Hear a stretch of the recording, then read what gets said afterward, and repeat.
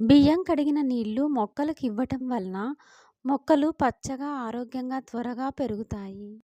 దోసలకి మనం బియ్యం, మినపప్పు ఎక్కువసేపు నానబెట్టిన నీళ్లు ఉంటాయి కదా! అవి ఒక బకెట్‌లో పెట్టుకొని, ఒక రోజు అయిన తర్వాత అవి పులుస్తాయి. బాగా ఫర్మెంట్ అవుతాయి. వాటిలో మంచి బ్యాక్టీరియా వస్తుంది. ఆ నీళ్లలో నైట్రోజన్, పొటాషియం, ఫాస్ఫరస్, మినరల్స్ అన్ని పోషకాలు ఉంటాయి. ఈ వాటర్ అలాగే డైరెక్ట్‌గా ఇవ్వకూడదు. అరబకెట్ రైస్ కడిగిన నీళ్లు తీసుకుంటే ఇంకో అరబకెట్ వాటర్ కలిపి డైల్యూట్ చేసి మొక్కలకి మొదట్లో పోయాలి.